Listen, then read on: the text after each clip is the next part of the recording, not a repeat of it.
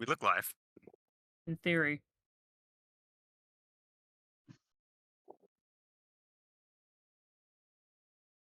Yeti Classic, there we go. Yay! Hello everyone, and welcome to today's stream of Vecna Eve of Ruin! We've been working on this for a while. I took a couple weeks off because the first time I was stressed, the second time I hadn't realized that I hadn't had a vacation in a while, so I just took a week to myself. But anyway, we are back, and we have a brand new player joining us. Unfortunately, Nyx had to drop out, but Nosh hopped right in and will be playing with us from here on. Absolutely, put me in, Coach. Hi, chat. Alrighty, as you can see there, there are his preferred pronouns and such. Yeah, so as far as I know, game is on for next week. There's no other major announcements other than I'm anxious because I left things too much to last minute because I have ADHD and depression. Without further ado, shall we jump into tonight's game? Let's do it. Yes. Yes, please. Begin. Excellent, excellent, excellent. Alrighty. So, last we left off, you all had stopped a ritual conducted by some cultists attempting to communicate or resurrect Vecna of some capacity. You managed to thwart their plans, but in the process, you were transported through space and time, and you all gained a link to Vecna. This goes for you as well, M.I.L.O. I forgot to let you know. But I think you guys have advantage on insight checks. I forget, I put it in the Discord, so you can take a look there. We have advantage on insight checks, and you can cast the See Invisibility spell, once per long rest. Excellent. Lovely. You ended up in the Shadowfell in an identical city to Neverwinter known as Evernight. Communicating with some of the locals, there was a vampire named Sangora who led you towards your next target. And that is finding a extra-dimensional crevice that will lead you back home. Unfortunately, some of her followers got caught wind of living things here and decided that them as vampire spawn would attack your party. Thankfully, you managed to dispatch them, and you made your way into Dolendare Tomb, which is where this supposed crevice is. Alrighty, so I'll switch it over to the Foundry screen. Excellent, I don't have to edit any positionings. Exit studio mode. Alrighty, so here you all are. As a reminder as well, you have Eldon with you. Eldon is a priest that you rescued. And he is kind of the local expert on Vecna and all things extra-dimensional at the moment. Alrighty, the game is now unpaused. As we all sort of gather after scurrying down these stairs, I imagine, Kashmir will sort of pipe up and say, "How is everyone? Who's hurt?" I felt worse. I am hurt, but I am managing. Feeling Riley goes, amazed. I'm good. I could use a nap, but Yeah. it's not necessary. Uh, But apart from that, I I'm would like to feeling get out of the Shadowfell. similar. Yeah. I would also like to get out of the Shadowfell, though. I'm just concerned if this is anything like the last tomb we went in. I wonder how deep it can go. I like to call that instance of what happened to us linguinification. When we go between, when one would go between realms, it is very traumatic. Linguinification. That's That the is one fair. instance. I don't think that's every single time. I'd I like mean- not to find Whoa. out more than one more time. Yeah, we're gonna at least find out one more time. So True.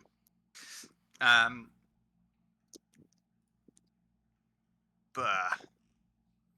So, just as a reminder of what it looks like where you are, upright slabs are set into the walls of this large burial chamber.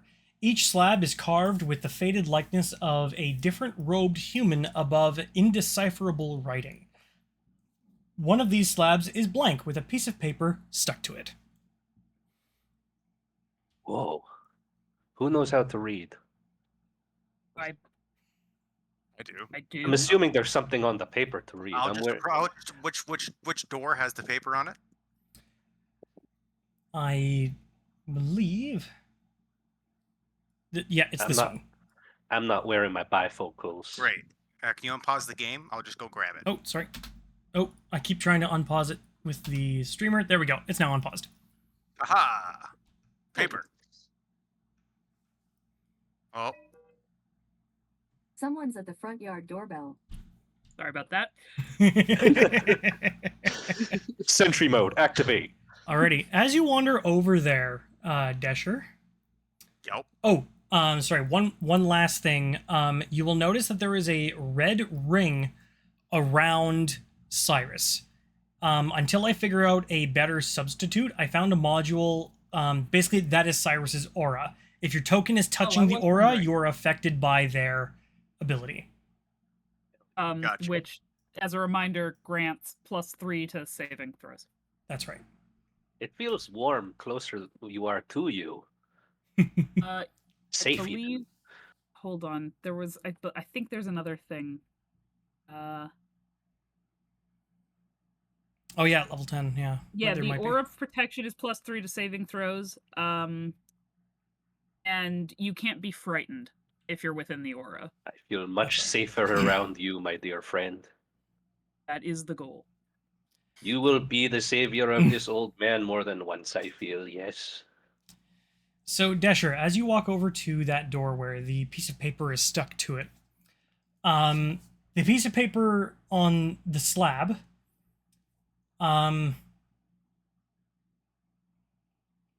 it says Numi's room, written in common.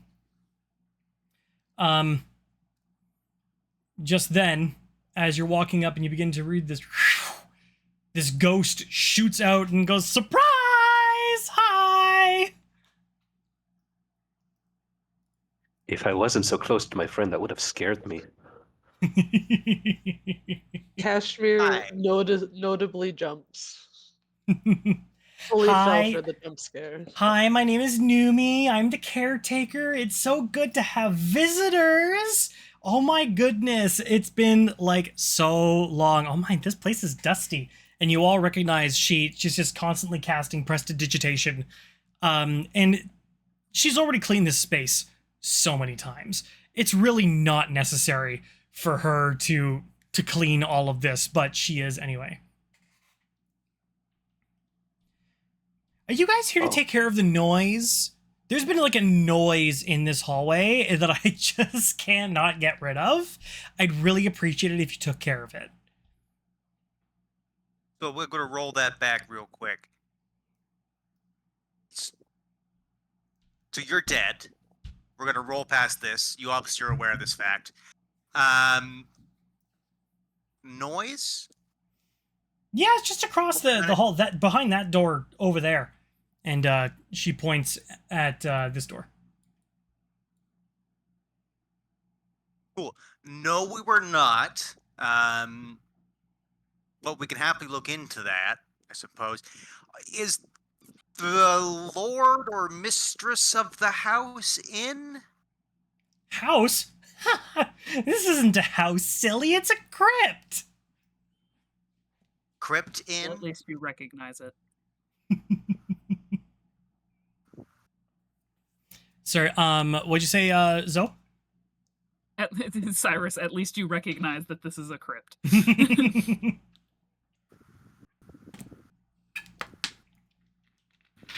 Well, second, just double checking.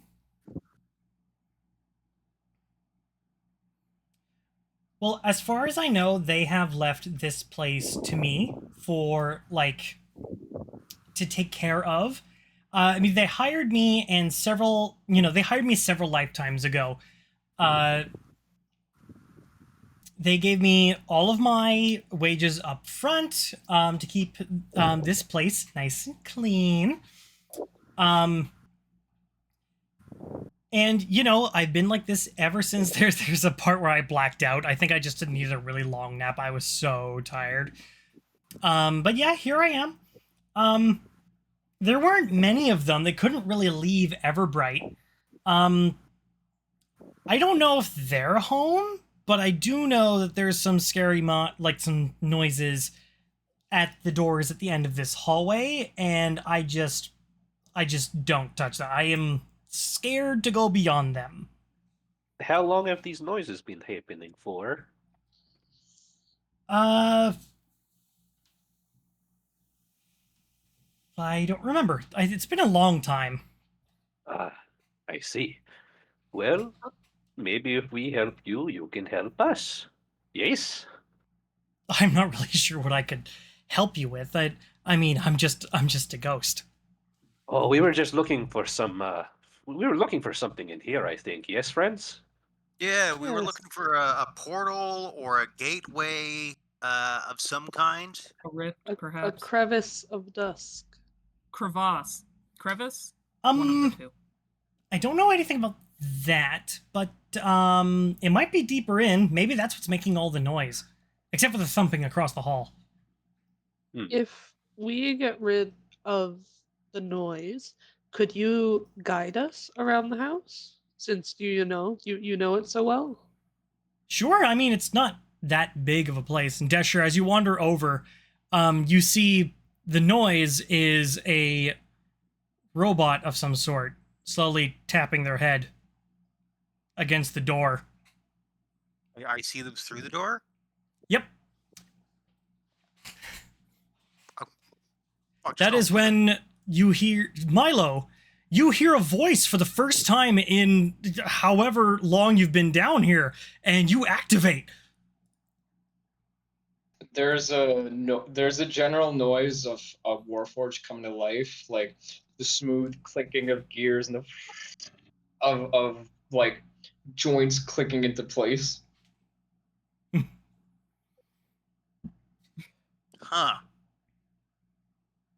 Oh, I see you found the broom closet then, yes? I mean, I guess there's a thing in it. It's just a suit of armor. Don't be ridiculous. It's got a wig on. I don't know if it's a suit of armor.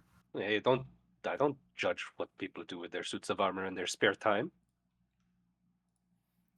He used to So talk is a the lot. door I'm open? not sure if it's a suit of Yeah, I've armor. opened the door. Oh, maybe the inhabitant is still inside there. Yeah. Yeah, so M.I.L.O, you have full control over your character, as you have finally awakened from your deep trance / sleep. Lovely. So as you open the door, Milo's eyes roll back into position as he comes online, and he just offers Hunter, who he does not know who is, he simply gives him a smile and says, "Good evening. Evening. I seem to have gotten terribly lost. This is highly unusual for me. I know the way to the Neverwinter Market like the back of my hand." He's sort of politely dusting the smut off of like his very well tailored clothes, and the smile remains. And he looks back up and he says, would you mind pointing me in the direction out of here, please?" You know, I would. Unfortunately, I was about to ask you that question. So, why don't we look for it together in that case? You said... Wait, you were shopping at the Netherwinter Market? That's right.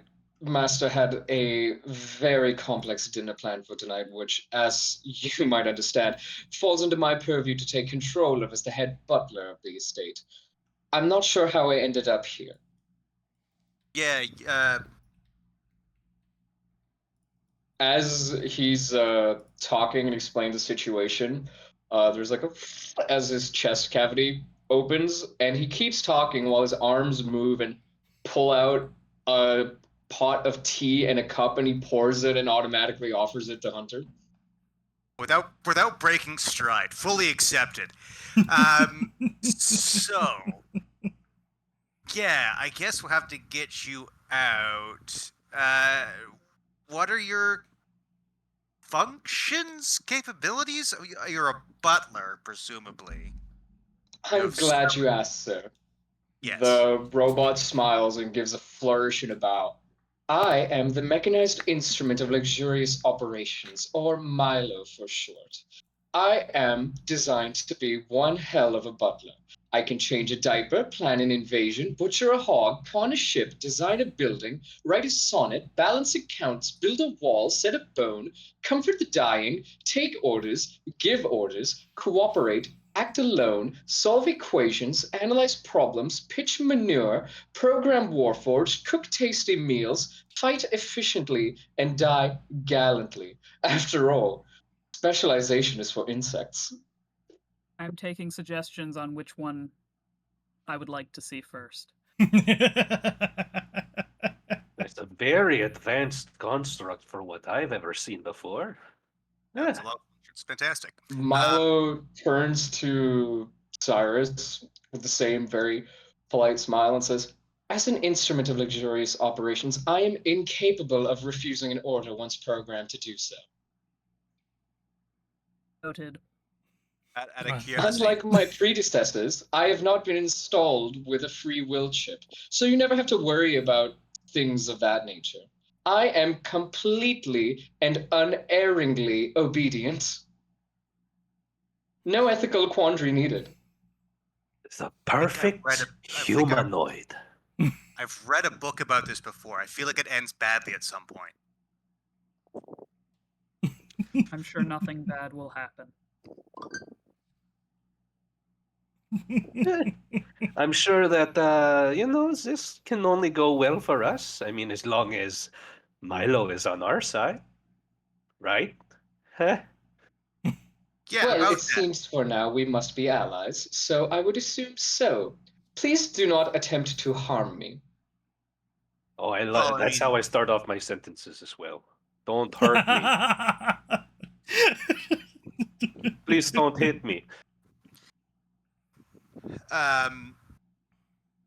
Hi, Ghost Caretaker. How long has this M.I.L.O been in this broom closet? Good evening. Oh, hi, good to see your face finally. A few years, I think. I lost count. Cool. M.I.L.O, what year is it? Why ever do you ask such a question? It is the year M.I.L.O delivers the. What's the year, Jeff? Would I know the year? You would, but even I don't know it. So. Speak the Quickly, canonical this is year. key. State a year, now it's canon. Okay. It, of course, is the year 768. Yeah, it sounds good to me. Wow, I can't believe it's the year 760. Okay, Oh, well, fucking keep no, I track of panicked. time. That's accurate. I mean, Wait. yeah, sounds good to me. Well, I'm glad. You know what? I'm not going to worry about this. I got bigger fish to fry than some guy's dinner party. Unfortunately, as far as the dinner party goes, I am 2 years, 17 days, 5 hours, and 44 minutes delayed. So I'm a little worried. If I could feel worry, which I can't, but I've been told at times like this, I am to feel some degree of consternation. Yeah, Okay, mouths well, the word constellation. that's good. I don't have to describe to you how many years you've lost. Cool. Onwards and upwards then. Do you have a weapon of some kind? This isn't exactly friendly territory. Actually, you might be all right. You don't have blood, I don't think. M.I.L.O claps his hands together and lets his fingers trace down to his palm, and a blade comes out of his wrist, glowing bright as the day. Cyrus, you Okay. are no longer the only one with a sun sword. Or a sun blade. Ah, that Incredible. looks familiar. And Cyrus pulls out his own fucking sunblade. Hooray! We've all got things. There will be much more time to whip it out in front of your friends later, but for now we must find a way out of here, friends. Yeah, why don't you I'm just just take a step out of assessing that the- closet there? Maybe stretch your legs a bit, says Riley. Milo does go. Oh shit, that's how you do it. Yeah, you can click and drag, or you can select your token, use the arrow keys, and are you using a trackpad or a mouse? A mouse. Okay, hold down right click to drag around the map if you need to look around. Lovely. Kashmir All would right. like. Milo steps out of the broom closet, and as he does, he puts away the tea set. He lets Marlowe, I think it's Marlowe, keep the teacup, and instead he pulls out a very bright pink colored duster, and just sort of unconsciously begins dusting along his steps. So, I know there was something you wanted to say, Marlowe. Just before we get into that, I'm just going to go around quickly to introduce the characters to Milo. You'll in game you will eventually know their names, but so that Nosh knows them. The person in the mask and the purple frame, this is Decher, played by Hunter. Shit, my bad. No worries. This is Jowik, played by Kohl. The man, the myth, the legend. This is Cyrus, played by Zoe. The man with the sun sword. Yes. The worst sun sword, of course. This is Kashmir, played by Marlowe. Furry. And this is Riley. This is who Nyx was playing before they had to make their exit. Ah, yes. Redhead, Ebony, Darkness, Dementia, Ravenlow. She worth noting she is a gnome. Small, Ebony, Darkness, Dementia, Ravenway. Redhead edition. Alrighty. So, onwards. Marlowe, what was it that you were wanting to say? I would just like to quickly ask, Yumi? Naomi? Yumi? Numi. Numi? I would like to ask Numi, what kind of monstrous sounds have been coming from behind the doors? It's like a little different here and there, just mostly like banging or like I'm not very good at impersonating impressions. Kashmir looks at that spooky sound effect, number 34. At that, Kashmir looks, puts his hand to his chin and just like kind of nods, like, "Oh yes, I've seen this before."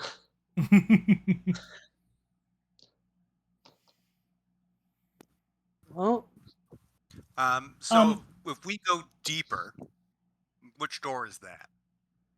Well, I mean, either one will work. I just remembered something. You said you're looking for Crevice of Dusk. I don't know anything about that, but I do know. I remember some puzzle buttons deeper in the tomb. I don't know how they work, but they'll lead to what you're looking for.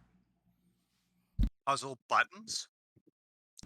Like buttons that you might have to twist or slide or push. I don't really remember it, but it was a button that I couldn't really figure out. I want people to make a crypt without puzzles and just straightforward. Is that so much to ask? Hey, when you have the budget. I don't know. Just, every time you go in a crypt, there's puzzles, and then there's inevitably a trap, and if there's not a trap, there's more puzzles. I would like to refute that the last crypt that we were in contained no puzzles, unless you count cultists as a puzzle. Incorrect. There was a secret door. Oh, there was a secret door. could you show us where this puzzle room is? They're further in. Oh, okay. Yeah. You're gonna stay here and keep cleaning up. Well, somebody's got to. Oh, very That's good. fair. Well, if that's the case, upstairs by the front door, couple corpses. Oh, I don't leave the tomb. That's not my purview. Fair enough. Just thought you'd want a nice and clean entrance for your domicile. Fair enough. For those of you who wandered past, you see that Numi's room is, and as well as this supposed broom closet that M.I.L.O was in. It's actually like a burial nook large enough to hold a corpse of roughly a medium-sized creature. It contains old rags and a decrepit broom. But it does look a little bit like a ghost has been living in there, if that's how you'd like to see it. Don't be ridiculous. Ghosts don't live anywhere. Yeah, Ghost was residing in there. Alrighty, so do you want to go through the north door or the south door? I see Decher's at the south door. Yeah, I'm lining up the south door. You lead the way. Have fun, don't die! Thanks. Yeah. If we do die, though, we'll trust you to clean us up. Yep, I'll treat you nice and right. There are several of these caskets that are empty. I'm sure I can fit you in somewhere. It's better than the ditch that I was promised. We'll unpack that later. Alrighty. So, Oh no, Hunter, I'm upstairs where he is, please. Oh, sorry about that. Alrighty. So you Not all open good. that door. I apparently can't open doors if I have selected 2 tokens. That is correct. Alrighty. So as you enter that space down there. Hello, join us. Definitely not a trap. Absolutely. It is then and only then that M.I.L.O starts moving with the party. Okay, just I'll unpause the game. Just don't exit the room that Decher just entered in. Just that I don't lose track of where you are. This vault contains... Don't leave the definite trap room. This vault contains 6 pedestals, each bearing a treasure. Carvings encircling the base of each pedestal read, "What good are treasures when home is denied?" Oh, Jowik, you're standing on top of the pedestals, I think. Explodes. Real quick, for Nosh, if you hold down Control and then click and drag your token won't move, but you will have a line. There you go. And then you can use right-click to make a corner, and that's how you can kind of maneuver around obstacles and stuff. I might be describing it wrong, but there are tool tips that will show up if you hover over a tool long enough. But yeah, just thought that was worth mentioning. Cool, thanks. Alrighty, so you can see on these 6 pedestals, you can see one of them has a pile of neatly stacked gold pieces, a golden helmet, a globe with a map of the gate towns of the Outlands carved on it, a necklace bearing the inscription, "My breath is yours, Keveta. Take it." A book, and a snow globe with a miniature replica of Neverwinter. If we break the snow globe, do you think it will create a way back to Neverwinter? Or you'll be trapped in a miniature Neverwinter. Sounds worse. Right? I'd say we just kind of leave all this if, you don't mind. This seems like something we should not touch. It seems. In fact, the carving seems to explicitly say not to touch it. What was the engraving that it said again? What good are treasures if home is denied? Denied? Denied. Home. What good are treasures when home is denied? And Riley goes, I don't know. We're on an extra-dimensional journey, and I think we should take whatever we can get. I can investigate and see if they're trapped. That's a great idea. I mean, if Riley wants to do that, I'll cast Detect Magic as a ritual. Okay. Can I give Riley the help action? Absolutely. Can I give Riley guidance? Absolutely. Ah, Ooh, good rolls. Good rolls. Good rolls indeed. Alrighty, so that is with advantage, that would make it 19 for a total of 24, for a total of 27. Yeah, these things ain't trapped. And Decher, as you complete, just at the end of Riley takes about 10, 11 minutes to check all the pedestals. You cast Detect Magic. You can see that the globe in the corner is actually a drift globe, and the necklace is also magical. Drift globe. What good are treasures if home is denied? What do you think that could mean? Anything that says what good are treasures seems to be a warning against taking said treasures, but I have been wrong in the past. If home is denied, are they? Is this like is this a choice? Is there a choice to be made? Like if one thing is lifted off the pedestal? well, Riley said they weren't trapped, so I don't know. It may be that there is an order to take them, Ooh, because in my opinion, Neverwinter would represent home. yes, that is my thoughts as well. You can see that the book is titled "Out of the Endless Prison." Ooh, I'll just pick that up and start reading it. Okay. You can see in that book it outlines methods of escaping the prison-like plane of Carcia. Nope, I am wrong again. Carceri. Carceri. Carcieri. Eldon says, "That is my exact field of study." You know what? I promise, if you'd like, I would really like to buy that as soon as we get back to Neverwinter. I will pay you for it. Okay. Does anybody want a helmet? It's a little small for my head, and it's not to my taste. Maybe yours, my glowing friend. did anything show up on your ritual, Decher? Yes. Yeah. The snow globe is effectively a magical torch, and the Actually, aim. it wasn't the snow globe, it was this globe. The other globe. Sorry, the other ball-shaped thing. And that amulet beside M.I.L.O and you there, Cyrus, is also magical. I don't know what, but it is magical. As Dester's talking, Milo's just automatically going to refill the tea you gave him. Oh, thank you. This is fantastic. I've got nothing wrong with this. He can stay.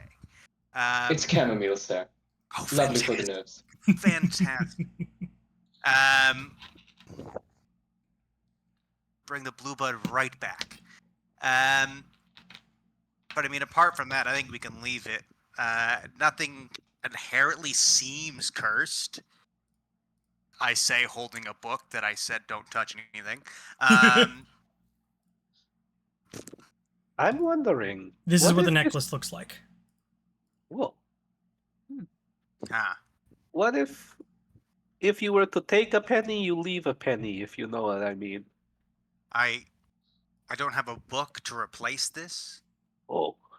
I could just put it back. Like I don't. I don't know. It feels a little weird. Like I don't feel cursed. Can I make an? It's Can I right make a the check? last time I got cursed. So. What were you saying, Mar? Yeah. Can I make a check Kashmir, to see what the necklace is? Sorry. One second, Nosh. Marlowe, what did you say? Kashmir would like to pick up the amulet. Okay. So you pick up this necklace, and nothing happens. You're not cursed. And we're not saying that to be like, psych! No, you are absolutely not cursed. It does require attunement, so, yep, you'll have to wait until then in order to gain any benefits from it. Okay. Kashmir, after picking up the amulet and kind of nodding towards the book that Decher picked up, it says, doesn't seem to be harming us. Why not take all of them? I would like to go look at the helmet. You know what? That's a great idea. And saying that, here you go. I have forgotten your name, person, what we're supposed to Eldon? be protecting. Eldon, hi. Oh! You can just have this book. Oh, thank you. And he'll just sling around his satchel and just stuff it in the best he can. You examine the helmet, Cyrus. There doesn't really appear to be anything significant about it other than it is very well made. Although it is made of gold, so it is definitely more for decoration than it is for practicality because gold is very soft as an armor.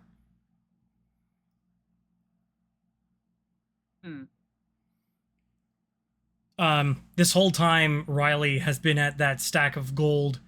You'll look at her and she's just like, Filling her pockets. I was just counting. Yeah. Fair enough. Of course you were. Well, I would. I mean, the entire pile is 2,200 gold pieces. That is a lot of gold. Good counting. That is some pretty good counting, yeah. We should, if we're going to take everything, we probably should take that drift globe on the count of people needing to be able to see in the dark. I would appreciate it. Indeed.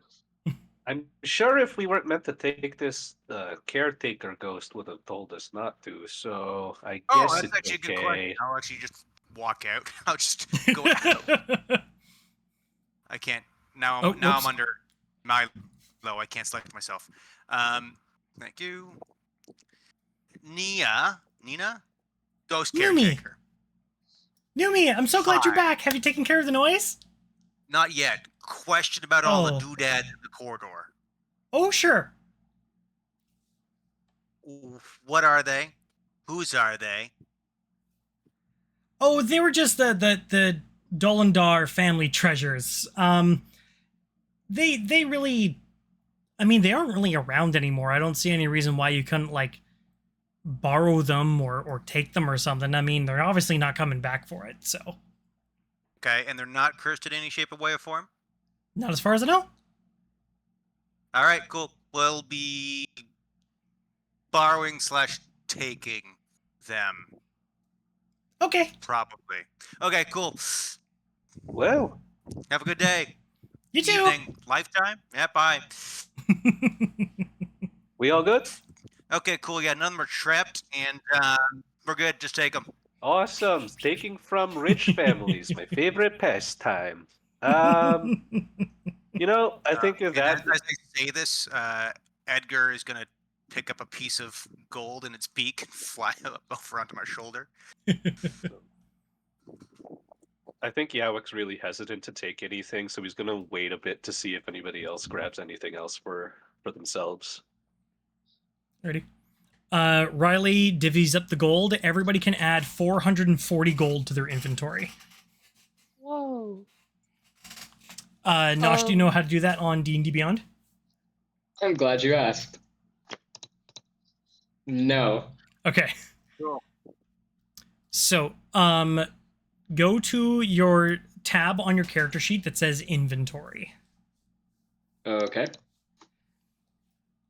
On the right side of that small bubble window, should be a gold piece looking thing. Got it. Perfect.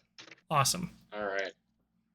Alrighty, so, Cyrus, I take it you're going to take the gold helmet. Yes. Ready? That is worth 280 gold. This is a very expensive helmet. And for whoever takes the snow globe, I'll say, I don't know, Jowik? Yeah, I think the Jowik would take both. If the drift globe wasn't being taken, he'd grab that, and then on the way out, he'd grab the snow globe if no one else was.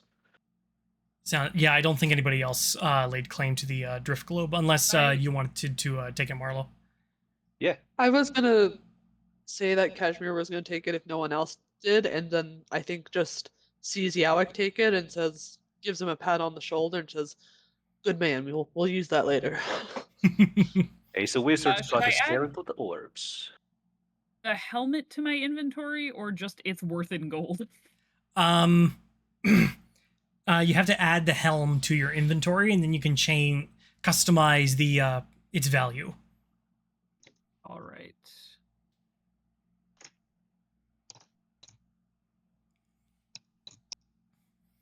Alrighty, and then same thing for you, Kohl. If you find like globe or orb in the inventory, just adjust the cost. That snow globe is worth 350 gold. Sounds good. What was the helmet again? 280. Okay, that's what I thought. Normally I'd paste this information into the Discord, but I don't have the ability today. Alrighty. Moving on from this room, I see that Decher has walked up to that door with Kashmir behind. I also see that M.I.L.O is getting used to the controls. I mean, walking around the room. Yep. Everybody Alrighty. disappeared. I don't know what to tell you. Oh, it's the. Oh, that's right. You don't have dark vision. I It's don't. the Decher's bird is our source of light right now. Oh yeah, I forgot about that. Oh, wait. That back over here. Could We you got a drift use the globe. drift globe right Hold on. away? Who wants me to do the drift globe? Do it! Here's I the don't thing. specifically know what it does. Fun fact about the verbal components is they can be anything. Places his hand on it. Baba Booey.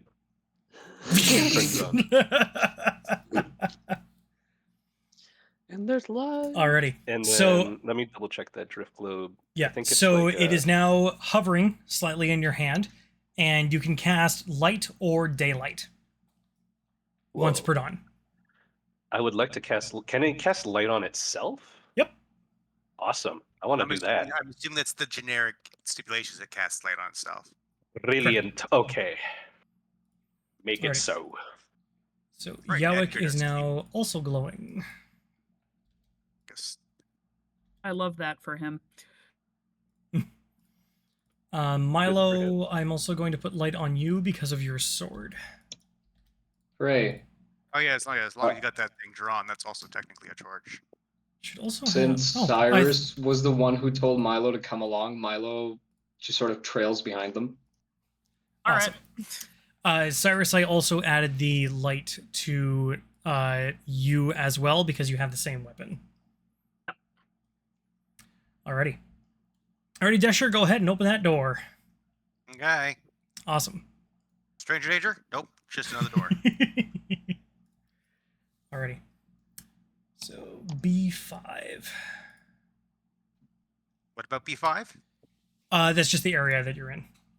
The door on the east wall of this otherwise empty room bears the inscription Dolendar above the words "No world to return."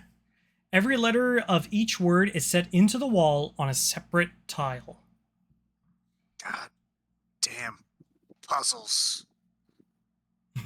This is not my strong suit. Can I? I'm gonna quit. I'm just gonna try the doors to the. God damn it! No. Oh, that would have been so good.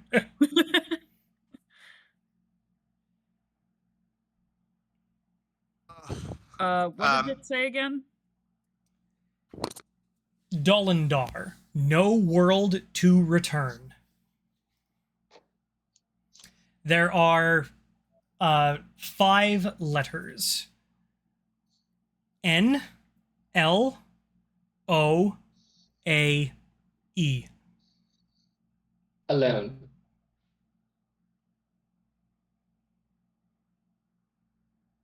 It spells alone. Alone. He wanted to take out a loan.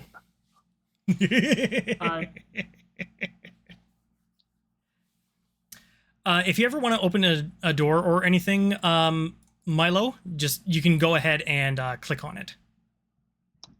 On that little door icon that you see. There you go.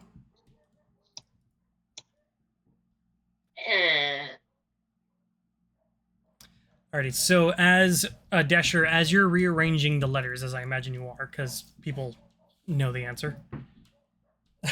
I'm gonna ask you a hot question real quick. Do I see what is down the hallway of the door I've just opened? I'm so glad that you asked. Damn it.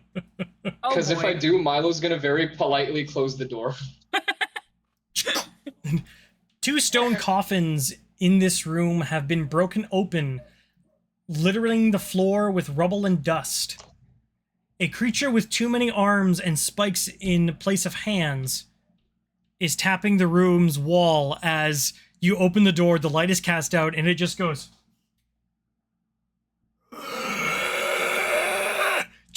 as you close the door.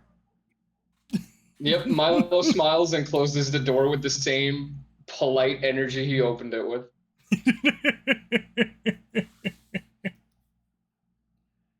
What was in there? Something terrible, sir. Something that will likely kill all of us. I've barred the door in an attempt to keep it away. Make an athletics check. Milo, making the noise. Sorry. Did you tell Milo to do that? Yep, make a Milo, please make an athletics check. Perfect. All right. First roll of the campaign, boys. Let's go. Hell yeah! I roll R1D20. What do I get? I got a 16. Add my whopping 2 to it. I've got an 18, baby. 18, alrighty. That's pretty good. You got an 18? Yep. Yeah. Alrighty.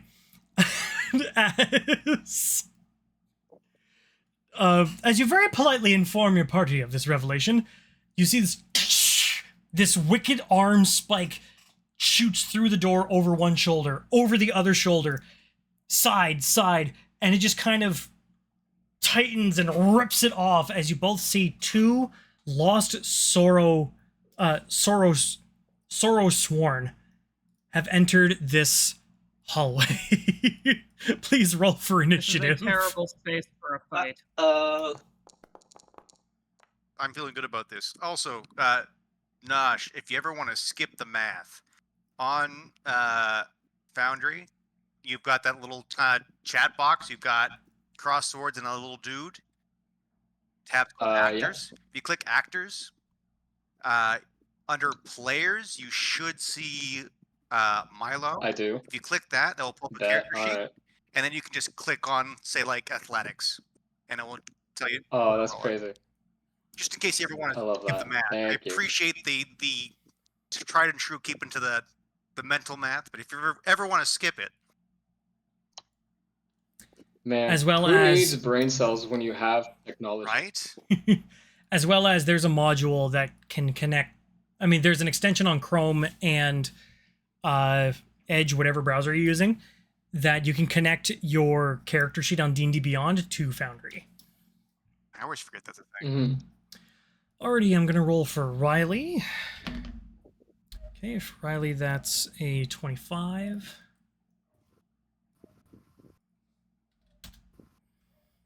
The Sorrow Sworn, just gonna roll digitally. Yeah, that figures. Eldon, gonna roll for you as well. Normal. Bubbity. 16, nice. Alrighty, Milo, what'd you get on your initiative? I'm about to find out. 15 plus. Nice. 1 second. Hey, 17.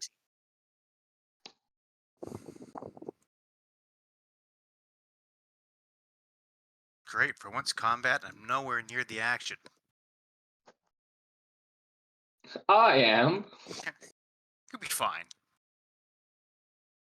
I think. Probably. This is going to be fantastic. Just don't get grabbed. I'll try.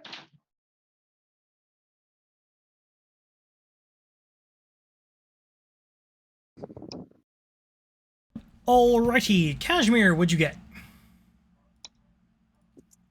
21. 21. Jowik. I got a 23, baby. Ooh. And Cyrus. 8. Ooh. Alrighty, Riley is up first. Nosh, on your screen, if you would like to keep the initiative count visible no matter what you're doing, right-click on the crossed swords and a little window will come out that you can click and drag around. Yep. Awesome. I got it. Excellent. Alrighty. So, Riley just kind of chuckles, and she's going to throw 2 psychic daggers at the one in front. What's their AC? First one will hit. Second one. Thread the needle. 7 plus 8 is 15. That'll hit. That's their armor class. Alrighty, very good. So that first attack is going to have sneak attack on it. So let me get some d6s here.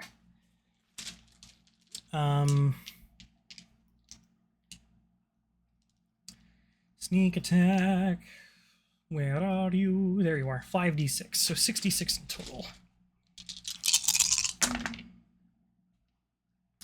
Alrighty. 5, 8, 9, 15, 19, 24, 27 points of psychic damage. Nice. And then for the second attack, because that did hit, it's just 1d6. So that would be 7 points of psychic damage, which they are not resistant to. Cool. They are currently in bright light thanks to light being cast in the various swords, so some of their abilities are moot. Alrighty, that will. I think Riley is going to back up a little bit, and that will be her turn. Jowik, it's your turn. Very good. I think Jowik is just going to step. Am I able to step into M.I.L.O's space? Not to make an attack, but to observe. Interesting. Okay. Well, I don't think I can make an attack from where I am because there's a wall in the way. I would say the Sorrowsworn has half cover. Interesting. Okay, so that would be with that just adds to their AC, I Get the guess. plus 2 to their AC. Yeah. Okay. Well, if that's the case, I'm gonna, from my disadvantageous situation in this room, I'm gonna sort of peek around the corner and be like, "Oh shit!" Draw my rapier and kind of just, okay, let's see if I can line this up and swing once with his rapier, or more so jab, I guess. The first attack would be a 13. Will not hit. Poop. Scheisse. Not good. I'm going to follow up with a second. That's a 25. Nice. Excellent. So for damage, it takes an 11 points from the rapier itself, plus sneak attack for an additional 7. So that would be 18 points of piercing altogether. Nice. Excellent. And with that, I am going to step back towards this door. Alrighty. Just in case anybody else needed the space to make some maneuvers. And I will end my turn there. Cool. As you step back, it will make an attack of opportunity. Can it? Because I have my... Oh, right, that's right. Swashbuckler. Yes. Yes. I keep forgetting about that. Alrighty. I tap dance out of his reach. Kashmir. I don't have much to do, so I'm gonna offer a nice old sacred flame at the guy in front. Alrighty. So Dex 18. 18 Dex save, right? Yeah. Cool. That is a failure. damage. Ooh, not great on the damage, but anything's something. That is 7 radiant damage. Nice. Alrighty. And I am going to stay where I am. Sounds good. For some reason, something's not working. Okay, it's just a glitch. Alrighty. So then, Milo, it's your turn. Hell yeah, baby. I'm gonna roll to hit. Sounds good. Oh, let's go! Nat 20. Hell yeah! Hey. Tell me, is that a undead? Because if it is, it's going to take an extra 1d8 of damage. And furthermore, it doesn't end there, because when I hit with a weapon attack, I can expend 1 superiority die to add the total to the damage roll. And if the target is large or smaller, it must make a strength saving throw. So Milo booms his lightsaber out and just goes right for its kneecap. Alrighty. Unfortunately, it is not an undead. All right. That's horrifying. That does answer the question I was going to ask. So that's going to be my first one. So I'm going to roll a d8. I also have a +2 to whatever. So it's going to be a +9 on top of that. So yeah, give me a chunky 14 points of damage just off of, no wait, 7 radiant. So then +2. So yeah, sorry. Give me a chunky 15 on that one. Very nice. That almost killed it. And please make a saving throw to see if you are if it falls prone or not. That's DC a strength 15. save. That's right. Alrighty. Strength saving throw. That is unfortunately a dirty 20. All right. Well, I also have another D10 to add to the roll. That's going to be a stupid roll. What on earth have I done? Please disregard this roll. That's a lot of dice. Oh, I've no. spilled it all over the table. If you're using the dice tray, right click to lower the amount of dice that you've selected. Excellent. Good to know. Okay, here's my superiority die damage. Hey! Give me an 8.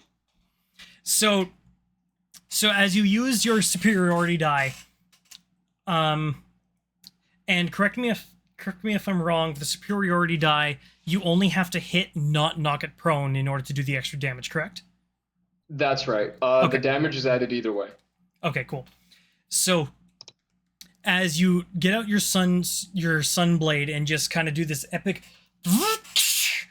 and just knocking it back as it uses its arms to pin itself to keep it from falling, then the radiant flames ignite out of the slash and it weakens, it buckles, and falls dead.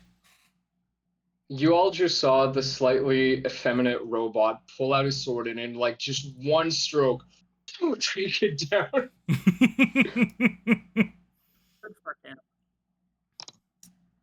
Alright. Fun fact, I can attack twice whenever I take the attack action on my turn, so I'm not finished.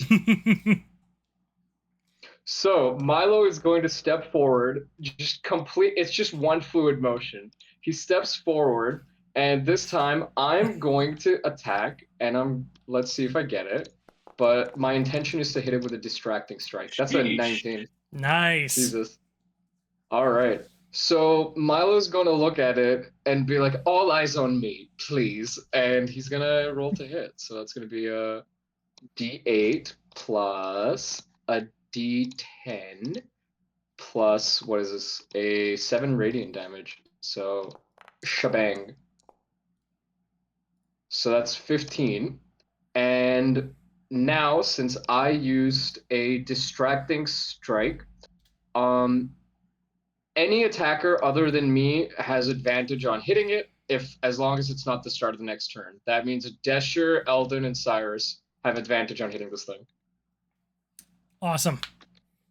As well as Riley and Eldon. Yeah. No, I think it's the start of the turn, not my turn. No, it is my turn. Never mind. All right, everybody, beat the shit out of it. Alrighty, I like it. Eldon's turn. I think Eldon's gonna be like, you know what? I think they got this. I lost the paper that I was keeping track of his spell slots, but I don't think he's actually used any today, not that I can recall. Or maybe he has.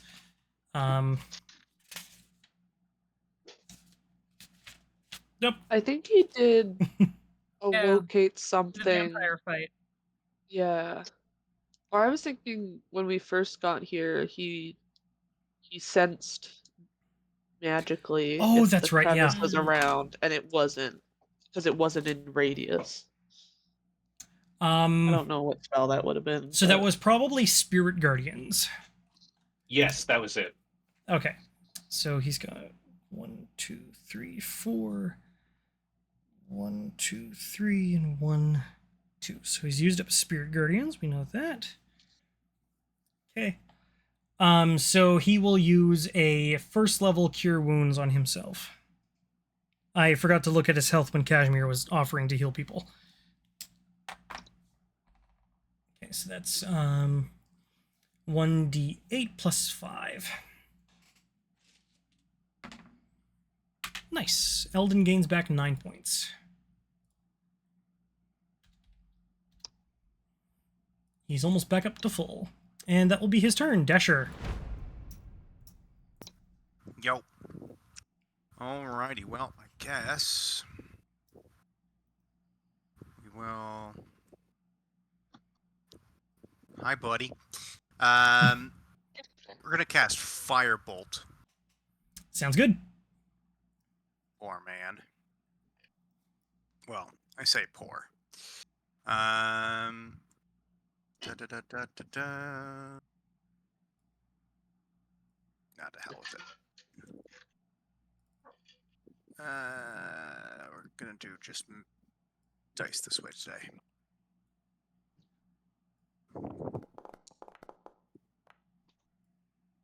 So that is a grand total of 14 plus 9 is 20 math. That'll hit. 23. Yes, that'll hit. I like 20 math. 20 math, I think, is the 20 math is the Latin term for it. yeah. Mm. We're doing a grand, so it's gonna be 19 points of fire damage. Nice. Upon doing that, I'm gonna just walk back out of sight. Go back over here. Have fun. Alrighty, sounds good. It is its turn. It doesn't seem to care that its ally just erupted in front of it.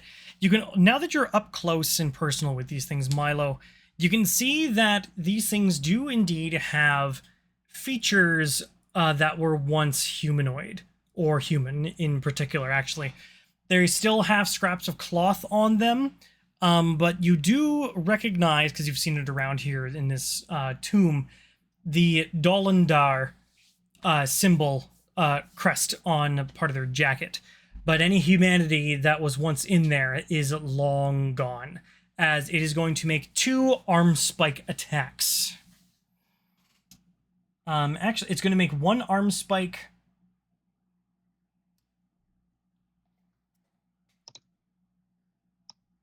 Nope, it is going to reach out with all 5 arms and try to grab you. It still has to make an attack roll, though. Okay. 18 to hit. 18 to hit. My AC is 19. Ooh, alrighty.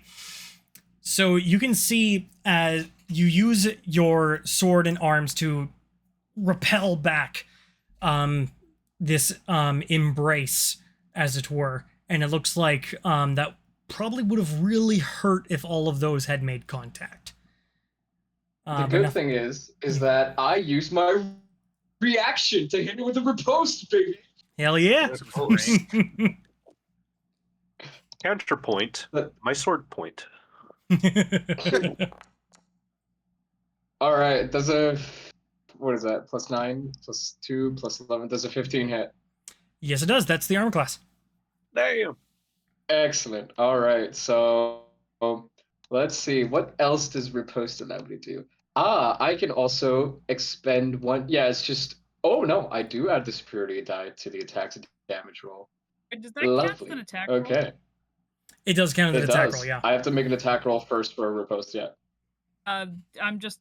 Don't you have advantage? You could go for the nat 20. Yo, true. yeah. I'm the only one that doesn't get advantage. Oh. Everybody else I has see. advantage on attacking it. Yeah. McSuffering. Suffering indeed. But that's gonna be. I wanted to take 16 points of damage, please. Alrighty. Very nice, as you retaliate.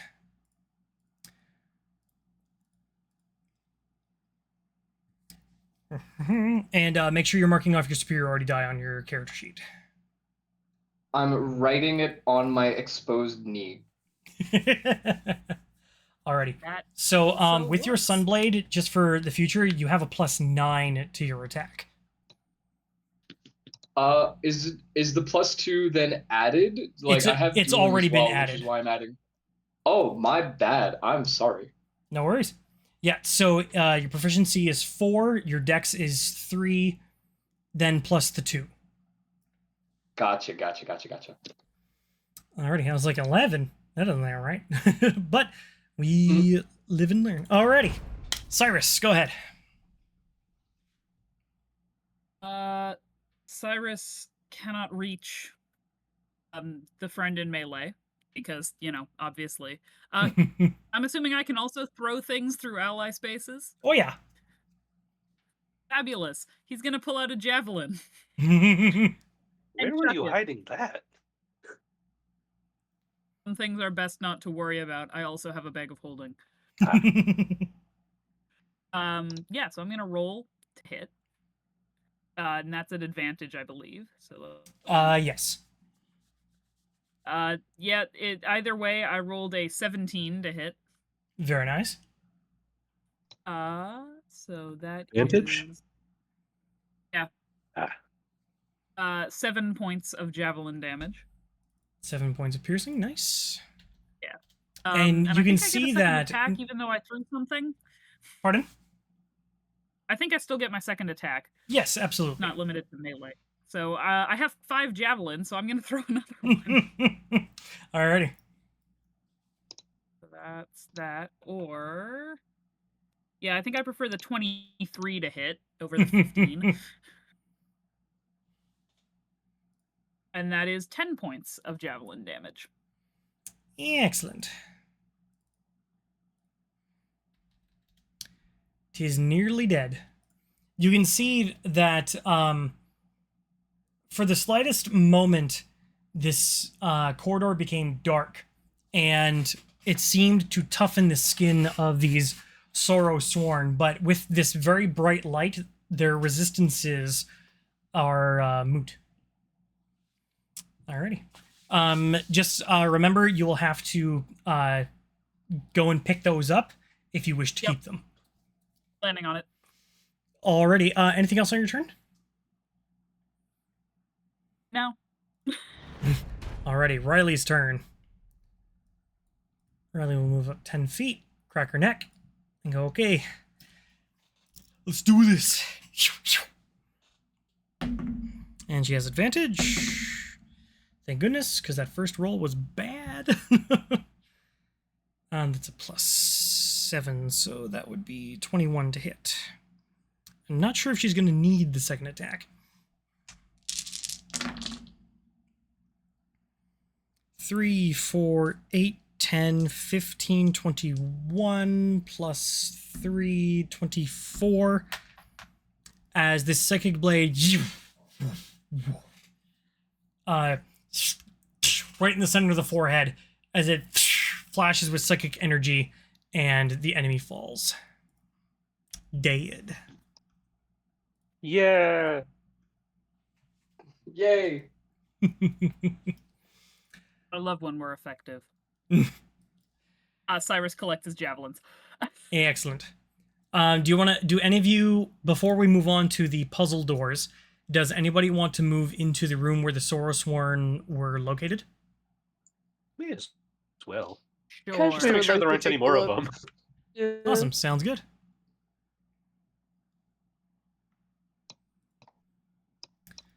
Alrighty. Milo once more obediently starts trailing behind Cyrus. And he's already offering a little spray bottle and a little rag to clean the blood off the jam. Cyrus does that. He starts scrubbing. Also to add to the humor, Cyrus, you begin to smell something that's like really not. You know what that smell? We all have ADHD. We've all left standing water out for too long. We know what this smells like. Yeah. It has been a very long time since Milo's bottle has had fresh water in it. Need some of that lemon pledge. Still cleans. Which probably shouldn't drink it. So, as you all look through this room, you can see that these appeared to be two siblings that were buried in this room. When they became sorrow-sworn, they broke out of their caskets, hence the broken lids. But you also see that the rubble includes nameplates. One reads Nolan, beloved brother, and Evisha. So it's a brother and a sister. These silver nameplates are worth gold, if anybody wants to take them. Don't mind if I do. So I think you'll probably have to make a custom item. Okie dokie. They are worth 75 gold each.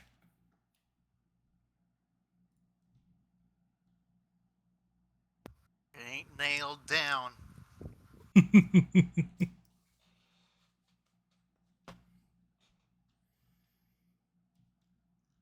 Alrighty. And there is another door on the other side of this room, but you can easily tell that it would just lead back to the beginning of this dungeon. Could you remind me of the name on the nameplates? Sure. One of them is Nolan Dolendar. Nolan, and the other is Evisha. Evisha.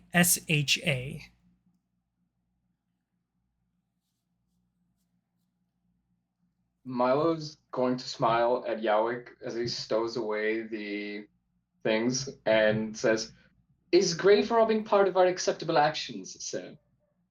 I guess so. I mean, technically, the caretaker said we were allowed to. I don't see why There's a not. whirring noise as he accepts this information. You see, I was worried at first too, but once you come to just take things in stride with this group, things go much easier. I would not have complained either way, as I am incapable of doing so. And I would not have listened. And thus we have equilibrium. My indifference makes me the best friend. You see, everybody in this group comes to me when they have problems sometimes, That's why I am a very kind individual to lend my ears. Yeah. Yeah, who has remember come the one with your time you were like, Jowik, you gotta stop eating the fish. And I didn't really want to stop eating the fish, but I did anyways because, I was very sensitive. Yeah, because it was a restaurant and they were decorations. Okay, well, it was an honest mistake. If it wasn't for feeding, then why was it on the table? Oh my god, that was great. Oh, that's funny. Truth be told, I probably should have taken that into account when it was it was a bakery, not a seafood restaurant. Oh, yeah, but to each their own. To each their own. At least we didn't have to pay for them. I wasn't going to anyway, so I'm glad that was covered. All right, on to this annoying puzzle. Yes, what is this Rubik's cube of an issue in front of us? It's a loan, but I can't get the door open. Alrighty. So, after examining it for now that you are uninterrupted, you do see that the I'm pretty sure this puzzle was supposed to have like a bunch of letters, not just the ones that were included. But live and learn, whatever. You see that these things can be slid around and rearranged, but they all stay attached to the door. And as soon as you have a letter in place, it push. So you rearrange the letters to say A, L, O, N, E. As they all stay clicked in, and you hear something as the door unlocks. You are a master at opening puzzles, my dear friend. You lie, GM. This door is still locked. Oh, I forgot to unlock it. Alrighty. Aha. As you enter into this room, I will pause the game. I wonder why. Hey, friend. Perhaps a lover. Definitely not a lover. On the far side of this room rests a stone coffin. Between the door and the coffin's floor is studded with sharp metal blades. A person-shaped figure with elongated arms lurks near the coffin. As it just kind of its head swings over. She just kind of sits there like in like a creature spider-like position and just making these awful noises, guttural. She's long since lost her voice. But she too appeared to be a human or humanoid of some sort before this transformation. Okay. Roll for initiative. Great. Great. We love that. We love that.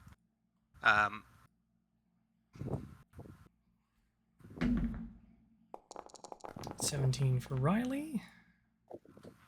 So that would make it a 25.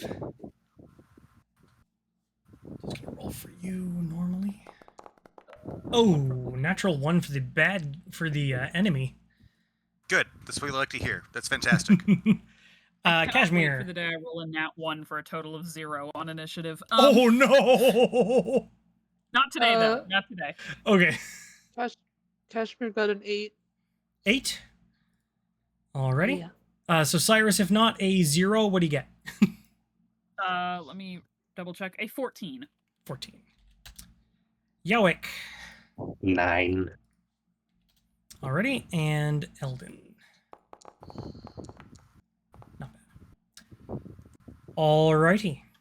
So, before we kick off this combat, we are going to take our 15-minute break. We're going to make it 12 minutes, just so we have an even number to come back on. So, or now it's 11. Or 16. Stop wasting Either time. way, thank you all so much for watching. We are going to take our break now. We will see everybody back at 7:40. 40. Bye. That's how 40. math works. Yep.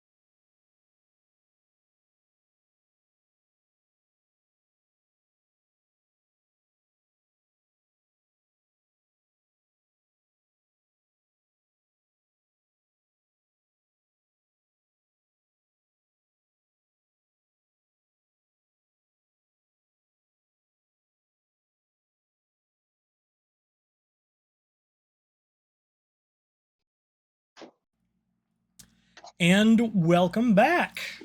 So if you're just joining us, the party has been exploring the Dolendar tomb and has seemed to come across a rather alarming sight. A large tomb, large room in this tomb. The floor is covered in spikes, and it seems to be a lonely sorrow-sworn that is across the room. As we pick the game up once again, combat begins. Riley is first. I think Riley is going to use a bonus action to hide, which is at advantage because she's around the corner. Yep, that works. And she is going to sneak, so 5, 10, 15, 20, 25, 30, to kind of hide behind the closed door, and will ready an action to throw a psychic dagger once that second door is opened. Decher, it is your turn. Go Baines. Go Baines. If you could unpause the game. Oh, my bad. There you go. Fantastic. We'll go this way, make some room for some people. Sorry, you said there are just blades? They're jetting out of the ground? That's correct. It does look like Cool. you could walk like between them, but it might hurt along the way. Yeah, I'm not doing that. I cast Firebolt. Alrighty. Move through the blades. I'm not getting closer. Preposterous. I will say as well, just for the sake of things, that the Sorrow Sworn is currently in dim light. So no disadvantage on attack rolls or anything, but just so you know. Good. Well, I mean, I don't have disadvantage because I have dark vision, so, Right. you know.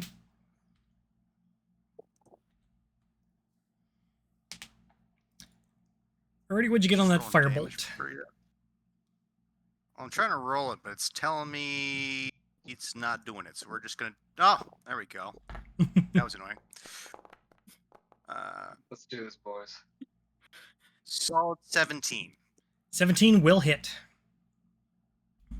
Good stuff. Damage. Wait, there should be a really good. Nice dice. We're looking at 14, 15 points of fire damage. Nice. She takes all of it. And if it wasn't clear before, this creature does take the fire, and there's kind of like a feminine shriek of pain, but also aggression as she takes the hit. Very Okay. nice, Nosh. 8. Thanks. And Just thought I had Edgar will fly to get into character. Already, anything else on your turn, Decher? No, that will be everything. Alrighty, Cyrus. Yeah, I'm gonna 5, 10, 15, 20, 25, 30. I don't super want to stand on the spike floor currently. You're looking at the floor, like as you're considering, you do see that the blades do have slots, so it looks like that they can be retracted. You just have to figure out how. Well, for now, 20, 25. Mm-hmm. Hold on, let me check something. Lovely. I'm gonna throw a javelin at her. Alrighty. Never mind. That's a nat one. Ooh. Alrighty, as you hurl the I'm gonna javelin, she throw- ducks, and the javelin strikes the wall behind her, making the end go as it clatters to the floor. That javelin is ruined until I have repaired. one less javelin. I'm gonna throw a second javelin. Alrighty. That's a 19 to hit. Very nice. That will indeed hit. So lovely. That is 10 points of javelin damage. Alrighty. You can see as the second javelin lands in her shoulder, just as she kind of shrugs and the blood comes out, but the javelin just also falls. It falls into the tomb that she's standing on, but you don't hear a clatter as it falls. And so you can see that not only in this dim light she seems to be resistant to piercing damage, but the javelin did not make a sound when it fell into her tomb. Into her sarcophagus, rather. Either that's a really deep pit, or that's a rift of some sort. Or it's water. Speaking of which, I'm actually going to show you all what she looks like. Damn, she's just like me, for real, for real. Mommy, sorry, I mean. Mommy, sorry, mommy, sorry. Alrighty. Milo, your turn. All right. Can I acrobatics my way through that whole space up to her? If you've got the I will movement. say the Yeah, blades it's only gonna are be 15 feet of movement. 5, 10, 15. So the blades are difficult terrain. Let's have you make an acrobatics Right. check to see if you take any damage. Okay, that sounds good. That being said, I don't think I'd be able to get all the way over in one move either, That's correct. because it took 15 feet of movement for me to get into the. So maybe not now. I could do it if, like, on my next turn, perhaps I could get all the way to her. But for now, I'm going to. Well, Milo's hand is gonna and pull out a light crossbow. Is what it's Alrighty. gonna do. And oh shit, it's not even written in my weapons. Fuck. What does a hand crossbow do?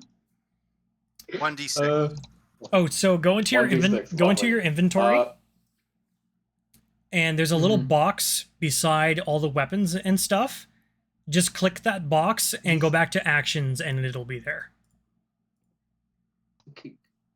Go back to actions. Oh right, no, I guess you mean on the Foundry. D&D my Beyond, bad. yeah. On D&D Beyond. Okay, shit, nervous. No worries.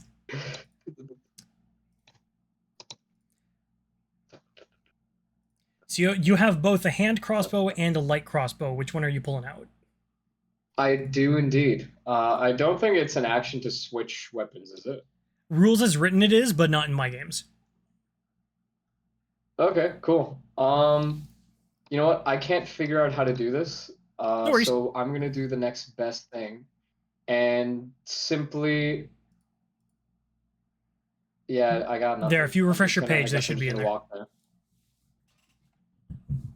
I need to know how much damage this goddamn light crossbow does. And So then I need light to know how crossbow, much damage. you have a +9 to either hand or light. Hand crossbow is Nice. 1d6. A light crossbow is 1d8. Light crossbow it is, baby. Alrighty. So Milo's hand, the same one that he took the sunblade out of, just kind of and starts transforming into a crossbow with a bolt, and he just aims it, and he's gonna fire off a shot. Alrighty.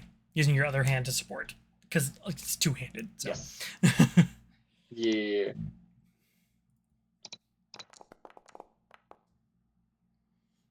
Give me a. That's gonna be a. You said it's a +7 for hitting with that. +9.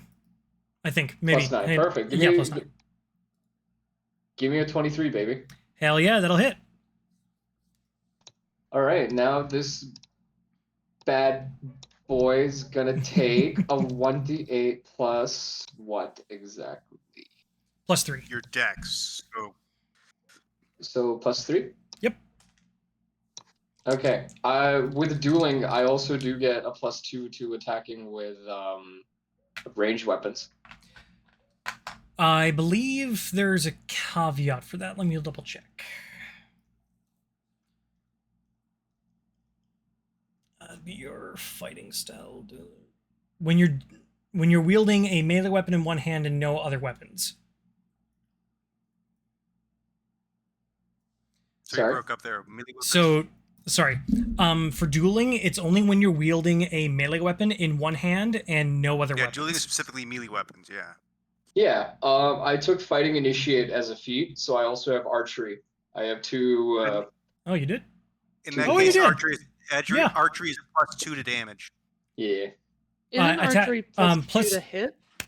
In archery, you gain a +2 It's- to attack rolls you make with ranged weapons, but not the damage.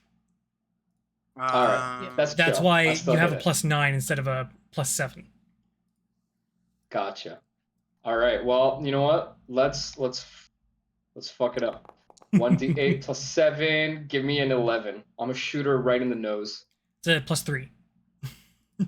+3. Sorry. Give No me worries. give me a tasty 7. I'm a shooter right in the nose. Alrighty, she takes 3. As the All dim right. light seems to And be for protecting my- her. Oh, I see. Where's the dim light coming from? You, Cyrus, and Edgar Allan Crow. So, she's not within the radius of the bright light yet, just only the dim light. Ah. Okay. Well, I'm gonna just take another shot at her because I'm built that way. Sounds good. So I'm gonna shoot at her again. Because Milo never does half measures. So that's gonna be, I think, a 19 to hit or 21 to hit. Yep, that'll hit. 23? It's the 7, right? So excellent. It's Nice. irrelevant because it does hit. So now I'm gonna hit it with a D8, and that's a 7. Bang. So 10 Eat total. that. Nice. 10 total. Yes, 10 total. I'm gonna write this down. On For a my total of thing later. 5. Total of 5. Oh, she's Yeah. taking half damage, isn't she? So, if you're using your character sheet on D&D Beyond, it has already done all of the math for you. So you don't have to worry about adding anything unless it's like a superiority die or things like that. It does the math for you. Right. No, see, that was what was getting me because I was like, I don't have to do the math. That's why I was overcounting before. Yeah, no worries.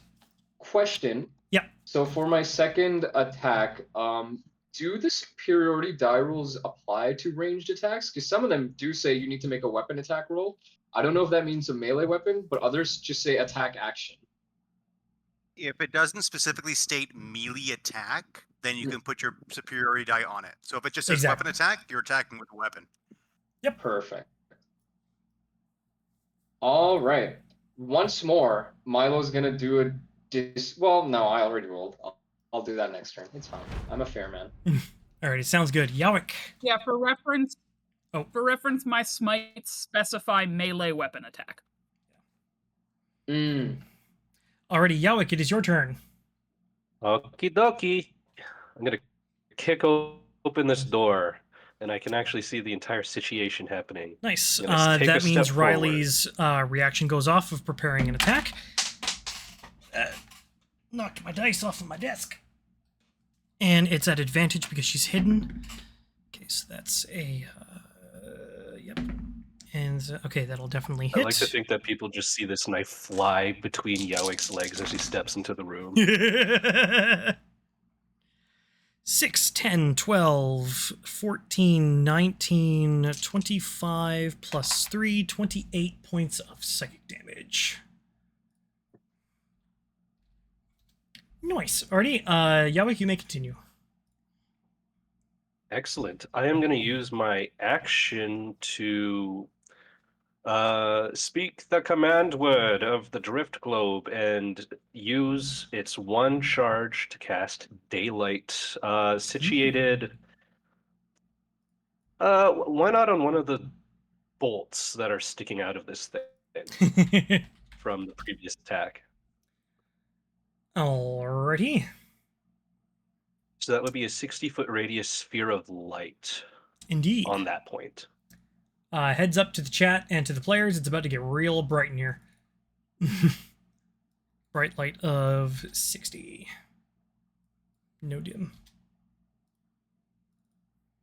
And I'm just going to give this a little bit of color. If the color intensity ends up being too much, let me know and I shall be rid of it. Alrighty, it is now extremely bright in here, and she cries out, not in pain, but just from the brightness, and she can't seem to get it off. Good morning. And with that as my action, I think. Do I have any bonus actions I can do right now? I don't think I can do much from there. So I think with that, I'm gonna take 5, 10. I'm gonna take a step over here just to make sure that there's some room for everybody else wanting to file in. Sounds good. And that will be my turn. Alrighty, Kashmir, it's your turn. Okay. Can I see her fine from where I am outside these doors? She's not flying, can but now. she's in plain view. She's easy to see. I love to hear that. I would like to do a 4th level spiritual weapon. Nice. I can summon it as my bonus action within 60 feet. I would like to put it right next to her. Alrighty.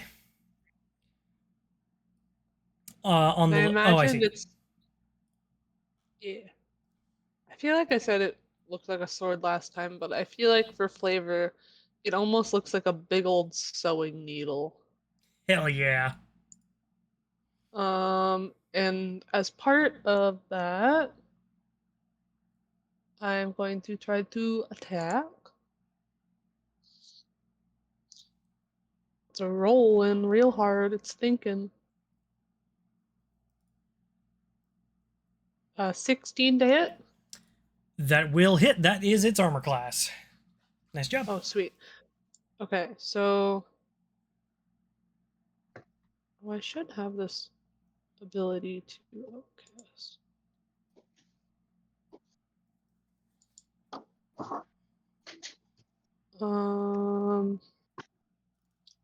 Okay, 2d8 plus 4 as I upcast. Ooh, nice rolls. 11 plus 4 for 15 force, Nice. the spiritual weapon. And then as my action, I would like to Sacred Flame. Alrighty. It's a dex save. Oh, natural 1. That is a failure. Ayo, Yay. loves to hear it. We cry. Ooh, and less good on the damage. That's okay. 8 on radiant damage. 8 radiant damage. Very nice. Kashmir is very happy where he is and will stay put. Alrighty.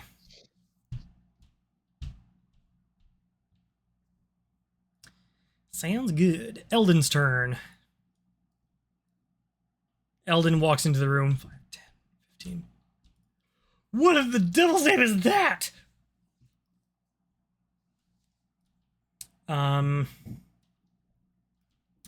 He is going to use a 2nd level guiding bolt.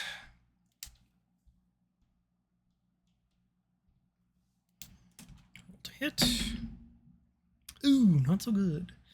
That's only an 11, so unfortunately that is going to miss. And he really doesn't want to look at it, so he's going to step back around the corner. Alrighty. I wish I could do that. Just unsee it. Alrighty. Kaveta's turn. Or Kiveta, whatever. Come on, girl, get closer. She screams and cries, looking about and around the room and seeing the source of the very bright light coming from 3 different things. Because we've got, actually 4, because you got the crow, Jowik, and the 2 sunblades. And herself. Yeah, true. Alrighty. There are no creatures within 5 feet. Cool. And now that she has creatures within 30 feet of her, she gets advantage on all attack rolls. So she is going to cry out, look around, and is going to attack Decher with a harpoon arm. I have As a question. Like, are these cries sounding humanish, or are they just still very much like? yeah, kind of humanish. They sound like a human that's been lost to just their new state of being. A mixture of a nightmare and a human.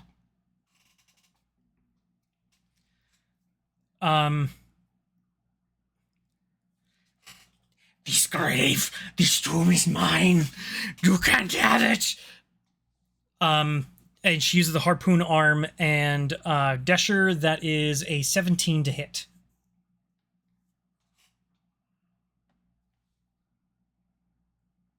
Hunter? I Muted. thought I unmuted myself. That hits. Alrighty, you are grappled, and you take... I'm grappled in what? You also take...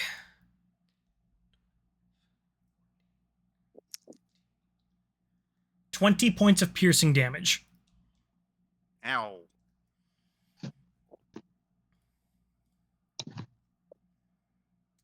Grappled. Just gonna draw a line. See the arm connected there. And then second attack.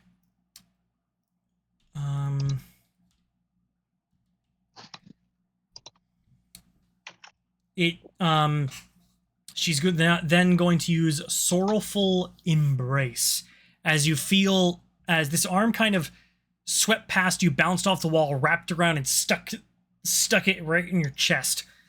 You then feel this feeling inside your mind as you need to make a wisdom save. Yeah. Okay. Wisdom. Shit. 12. That is a failure. So, you take 8, 13, 14, 18 points of psychic damage. Yay. And you are pulled 30 feet straight towards her. Great. So that's 5. Yep. 5, 20, so 10, 30 would be- 15, 20. I'm going to put you there. Great. Hi. Which means you got dragged through the blades. Sure does. Would you like Which to buy means- some life insurance? Which means you take 8d4. You take 2d4 Jesus slashing Christ. damage for every 5 feet you travel. God. 8. 2, 4, 5, 7, 8, 12, 15, 19 points of slashing damage. Ouch. Dead yet? Not a fan. Nope. Good. Give me a perception check. Sure, we can do that. While I'm being torn apart. Perception. Oh, not good. That's a 7. Could have been a 27. Alrighty. The thing I was going to reveal, you do not see. Unfortunate. Riley's turn. Riley's like, oh fuck, that's not good. So she is going to move into the room and throw a psychic dagger or two. She has a +7 that does hit with a 17, so 66. 1, 6, 9, 10, 13, 14 plus 3, 17 points of psychic damage.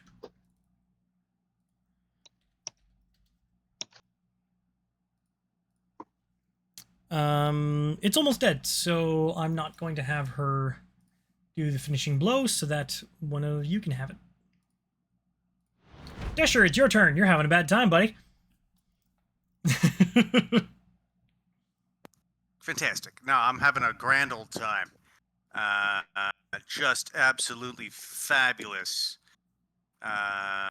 We are going to use my last use of the Raven Queen's Blessing and bamf 30 feet back.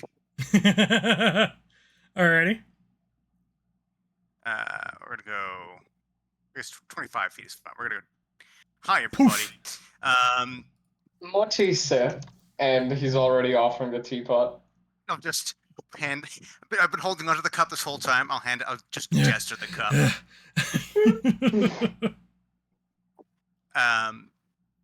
Man, wish I had some spell slots. Should have had a nap. Whatever. That's on me. I will cast Firebolt again. Alrighty. At this woman. For 19. Nice. More 19 points of fire damage. How do you want to do this?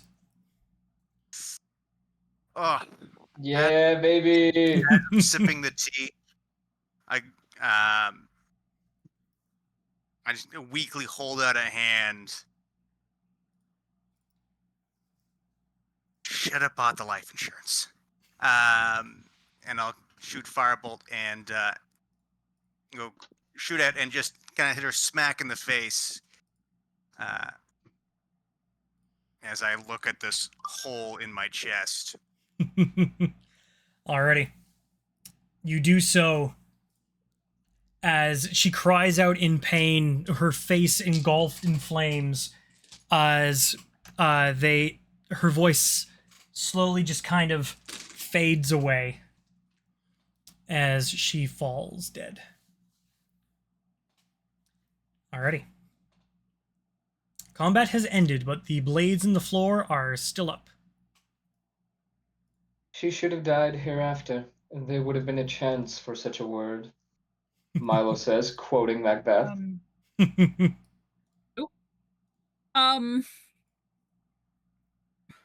I would like to carefully go over to where the coffin is. You will take damage if you walk through. See if I can retrieve my javelin. I Okay. would like to gracefully walk over using an acrobatics check. Okay, so yeah, Milo, give me acrobatics. Cyrus, if you're just walking through, you are going to take damage.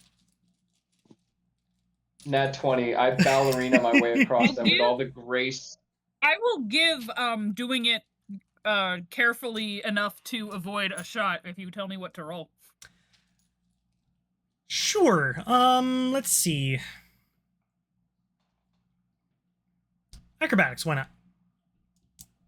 Acrobatics? You sure it's not athletics? Yes, unfortunately. This is because you gotta tiptoe around. Yeah, so on acrobatics I rolled a 5 for a total of 4. Alrighty. Could have been better. As you're trying to be so Is there careful any and way- just ow, and you finally get to the platform. Just okay, wasn't that bad? And you just see Milo is already there sipping tea, completely unharmed. Is there any way I could have helped Cyrus across? No, unfortunately, unless Damn. Cyrus, you wanted to wait until Milo was on the other side.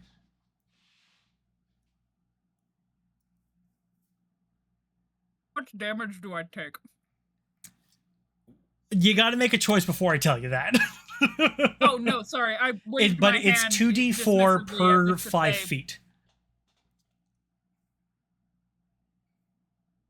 It already dismissively waved my hand as if to say, no, I'm just going to take the damage. So Okay. 4, 8, 9, 10, 12, 14, 17, 19 points of slashing damage. Okay. As you Since both get it was across. a nat 20. Pardon? Since it was a nat 20, may I flavor it as Milo moving through the motions like almost like a ballet? Yeah. Great, because he's very graceful and that's what he's doing. It's at that moment you both get through and realize that behind the casket is a lever. Pull the liver. This was the thing that Absolutely, sir. Decher couldn't spot earlier. Cyrus, you reach over, and the blades. Oh, Milo. Milo, sorry. Milo reaches over. I Cyrus already told pulled Milo it. to do it. Oh, shit. I thought you were saying that to him. Never mind. As the blades retract. Fantastic. Do I see my javelin in the box? As you peer inside the box, you can see that the coffin still bears her name, and instead of it being a stony bottom, if you will, you see a roiling swirl of silvery purple energy. Eldon goes, well, that's a crevice of dusk that if I've ever seen one. I'm really hoping my javelin's going to be there when we get there. Hey, Edgar, fly in there and then fly back. I'm going to send the crow in and see if it comes back. Ah!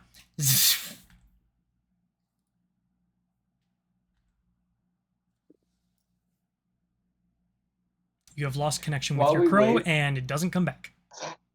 Cool. So either we're going to die. You feel the Or the connection crow is was cut super off confused. more like when you lose a familiar to damage, sometimes you feel like a little sting of the spell ending, but this time it just seemed like just to be cut off. I know what I said. We either Okay. die or we don't. But like, well, Those that's are just my thought. usually the options. Yes, those tend to be the case. And, Yeah. well, after you, Eldon. Me? Yep. Yeah. After good. me. That Cyrus will like say, Milo, keep following, and then jump in the fucking hole. Alrighty. At once, sir. And he's gonna jump right into. Zoof, zoof. Some of your screens might go black, just as a heads up. Okay. All right. Well, I guess I'm going now.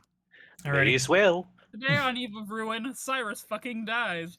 Yeah, I know, right? Kashmir will reluctantly follow. Alrighty, sounds good. Zoof, zoof, zoof. Forgot to add Milo to the screen. Alrighty. As one by one, you all hop in. Oh, I thought I updated that image. I shall do so in a moment. Unlike last time, you're not spaghettified. Sick.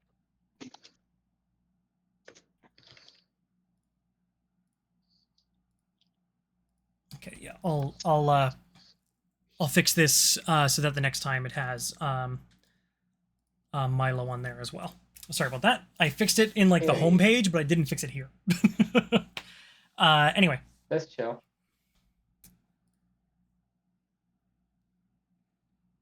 So you all kind of wake up, you end up in this familiar space. It is pitch dark, except, well, it would be pitch dark if not for your various light spells and such. You can't really identify anything, no names or anything, but you do see there is a carved phrase in this tomb that says, "Home again to rest forever."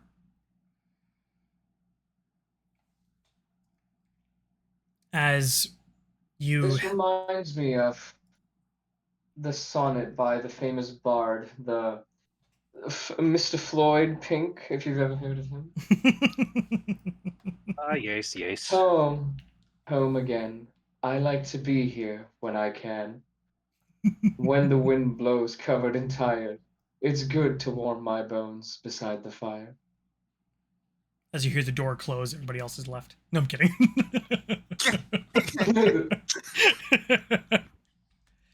So, All right, back to grocery shopping.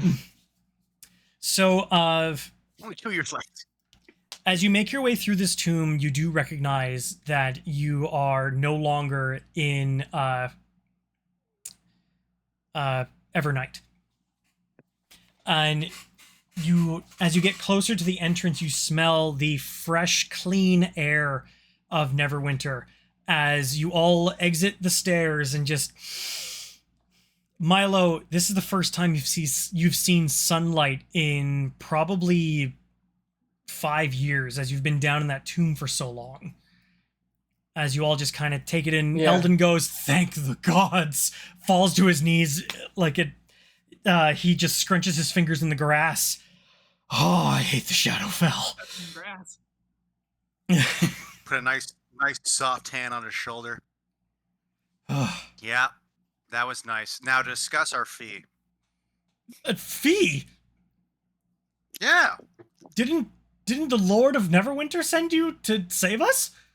Yes. He is not He paying did. us directly. He We are did. getting He did. paid by. He paid us to save you from cultists, not from the Shadowfell. They're two completely separate things. Well, I mean, there are still some cultists left. Yeah, but like Yes, you're I think not you you're have to not find in them threat, up you're there. not threatened by the cultists now. We are now out of the cultist area. Well, we're threatened by something, as he looks up and points as the Neverwinter Guard are, like, beginning to swarm. I see your point. We'll come back to this. The guards reach you, and Eldon is like, wait, and you end up sorting it out. They don't arrest you. You were not arrested. And you also learn that because of your efforts, they were able to send in the rest of the guards to try and help to clear out the cultists, but all is not well. So, taking some time with the promise of reward, you all take the extra bit of time it takes to clean out the rest of the cultists, bringing all of the prisoners back to Lord Neverwinter. It says, "Congratulations!"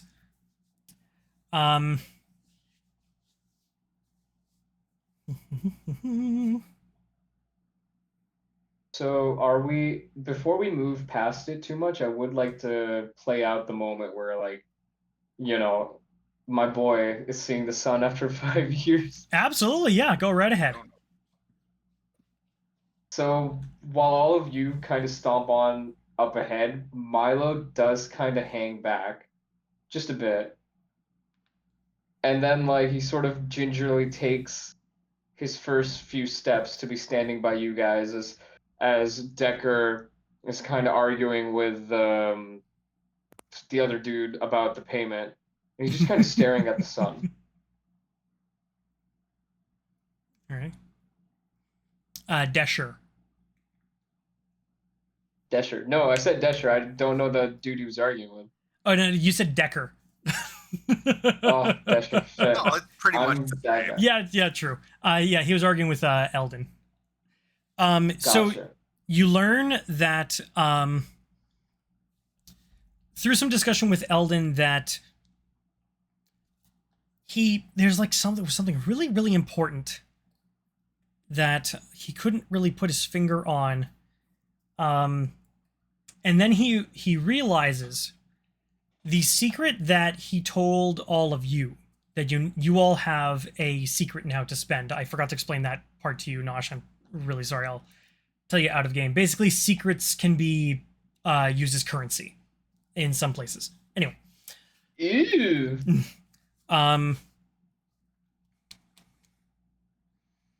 You learn that unfortunately the other, I think there was only one or two, I think there was only one prisoner left that you didn't rescue before you found Eldon. There was, yeah. Yeah. There was. We'd found 3, there was 1 left, and we didn't realize we forgot about him until we were sucked into the Shadowfell. You do learn that unfortunately he was murdered. The cult, before Winston most of knew them something. fled, did execute him. And you all learn together that their secrets were taken away, hence why their magic didn't work.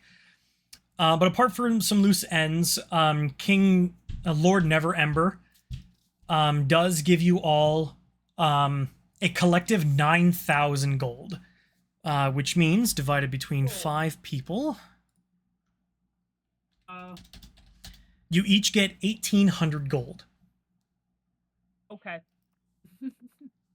In the presence of Lord Neverwinter, I suppose Milo will humbly bow and introduce himself and ask about the family that he's serving, which I assume would be some degree of nobility. He's just wondering. It's been 5 years. What have they been up to? Are they okay? Oh, we very much thought that you had been decommissioned, as it were. With this, I am Lord Neverember, and unfortunately, I personally don't have much need for your services, but I will keep you in mind. I would suggest stay close to your new friends.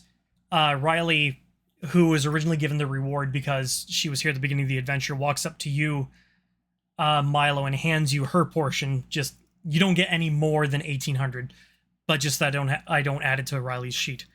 Says, here you go. I gotta, you know what? Planar travel? Not my thing.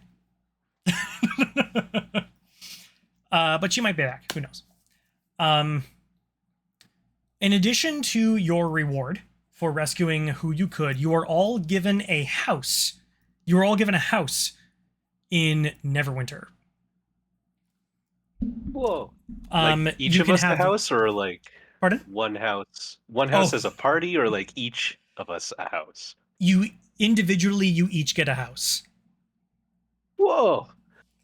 He also hires are an city army of construction workers and renovators, so you can have them look any way you want. They can be beside each other, they can be across the road, some can be across town, however the party would like to do it.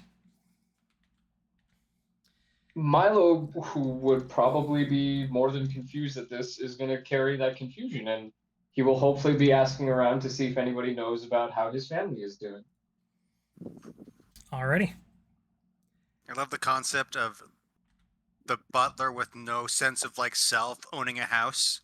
Right? No furniture. It's just a house. A box. Is a house really a house without people to serve? Nosh, I This added the house is gold not to a your character sheet.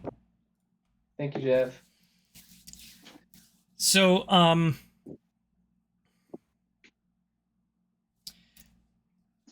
go ahead and give me an investigation check, there, Milo. Gotcha. For your family.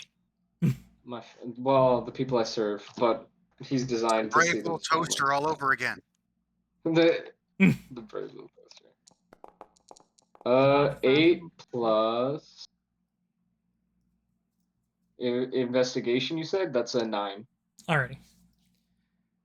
So, while the majority of you are spending your free time doing jobs, working at your insurance company, and the like, you spend a few weeks, a couple weeks to finally get a lead on the family that you used to serve. The information that you're told is they were here. Unfortunately, they had to move on due to certain circumstances. There was a little bit of a controversy with one of them. Word spread fast. Turns out that he was embezzling in his business, and that the family was pretty much removed from Neverwinter. But they did leave something behind for their staff. You're guided to a bank where there's a safe deposit box, and the only thing left in there is a small wooden box. Inside there is a note. Milo opens the box and reads the note. Alrighty. Milo, we will never forget your unbelievable service.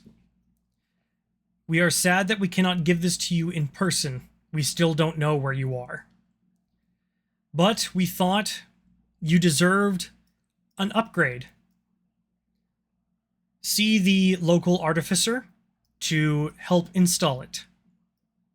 Congratulations, you have been promoted to free. And inside is a free will module to be installed in your skull.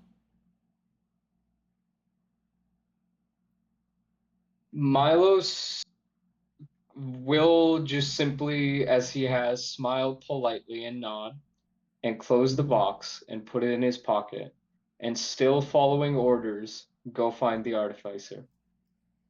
Alrighty, sounds good.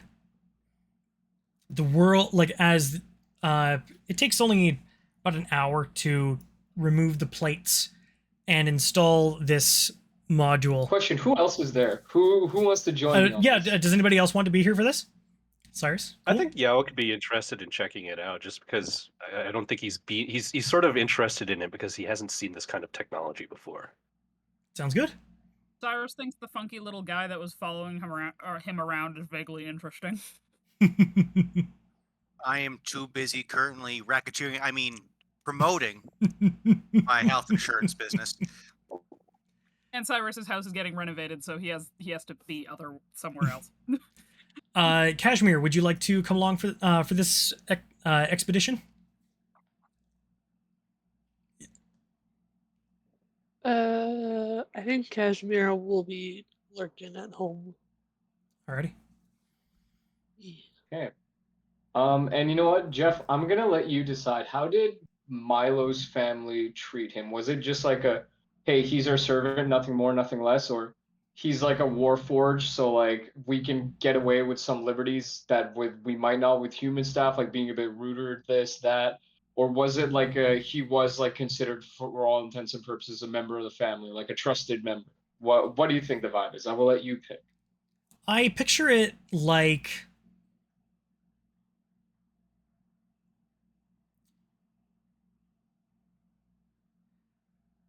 not necessarily a family member, but somebody who is definitely very well trusted. So that is to say, it wasn't just a working relationship of get my tea, get my coat, shine my wagon wheels. There was also the, hey, how are you? How you doing? Like genuine curiosity about your health and yourself. There was a little bit of, it was still very much employee and boss, but there was a little bit more than just that, if that makes sense. Yeah, no, I get it. Awesome. Like Bruce Wayne and Penny and Alfred. Yeah, a little bit. Hell yeah. So, as all of you are here, except for Decher,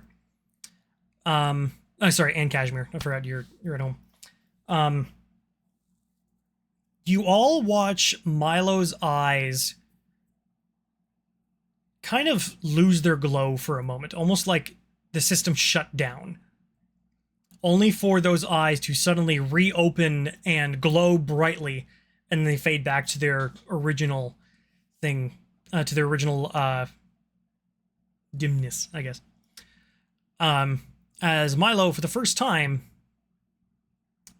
you don't have any compulsion to follow anything, but you also don't have the anxiety of, oh my gosh, what do I do? I haven't been told what to do.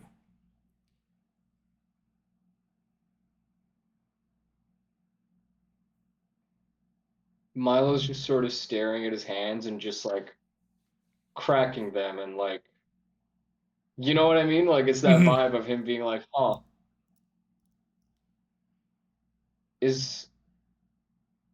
I feel strange.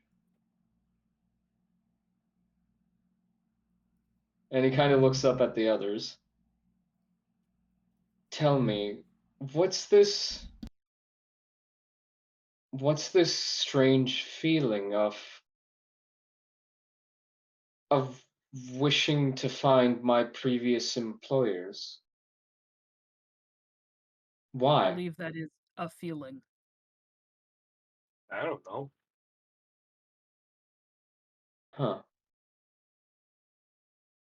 I'm not sure if you're supposed to feel that way.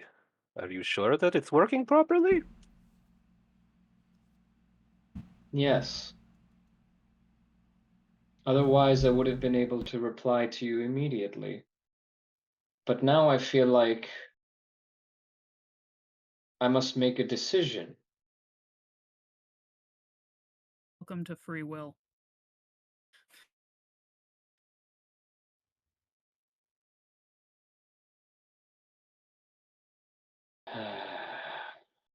And immediately Milo's whole thing just drops and he just goes, bondage for 8 years, built to serve.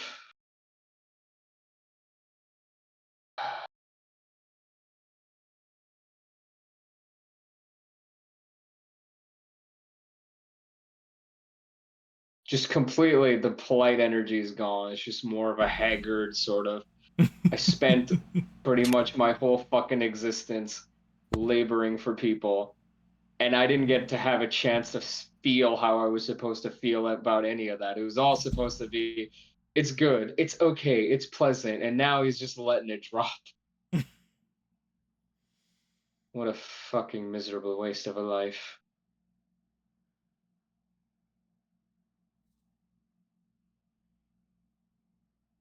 Oh, did we just cause depression? Are we responsible for this? I believe the previous The dwarf goes, I mean, I can take it out if you want. the family is responsible for this. Oh, We are just here also. part of me feels responsible for this. I don't know why. No, you don't have to take it out. I think he needs this, but yeah, I mean, it's his choice, ain't it? it is Yes. now. I guess. I mean, he has free will now. I feel conflicted. Wait until I tell you about taxes, my friend, and how to skirt around it, hypothetically.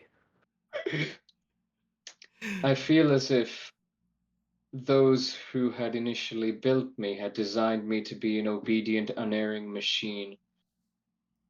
But they treated me nicely.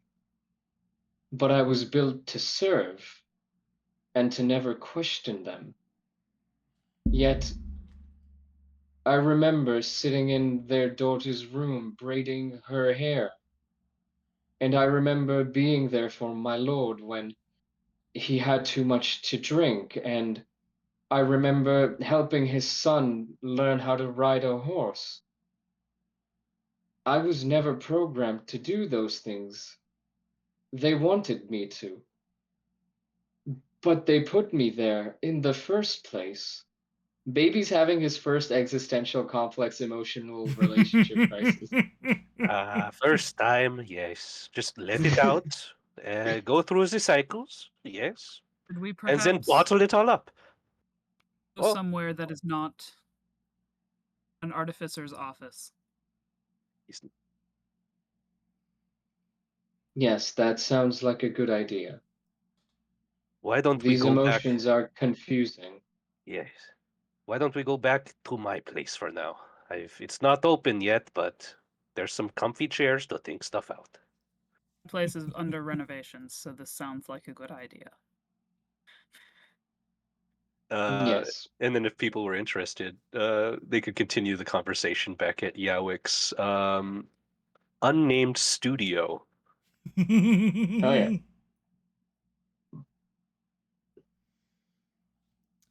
I'm done. Although this chapter is concluded, each of you going to your homes, enjoying the renovations, the construction, the add-ons, the add-offs, it's feeling an like a sense of, well, I guess we're going back to life that is normal now. But in your dreams, and even you, Milo, feel this tug, this string at your heart. There's still some sort of connection. Maybe it's just you're bored. Maybe it's something, who knows. But there's no end of work in the frontier city such as Neverwinter. As you all level up. Whoa! Level 11. Yeah, Gotta baby. figure out how to do that. Dipping into Bard, baby. Alrighty. So, for those of you who are rolling your health, feel free to do so. You can re-roll ones, as always. For the person in the chat, this is Dungeons with Durward, DWD. We are playing through Wizards of the Coast, Vecna, Eve of Ruin, and we just made it to the end of Chapter 1. So, if you are... sorry, I forget. Nosh, are you rolling for your health, or do you have it on fixed? I'll figure it out. I'm tired now. No, sorry, that's not right. I need a D10. Okay, you're on fixed. So, when you level up to 11, your health will be adjusted automatically. I think, didn't you say mine's on fixed too? It just makes my life significantly easier. Yeah, so if you're on fixed, once you level up on D&D Beyond, it'll automatically add the average and your Constitution modifier to your health. I got you.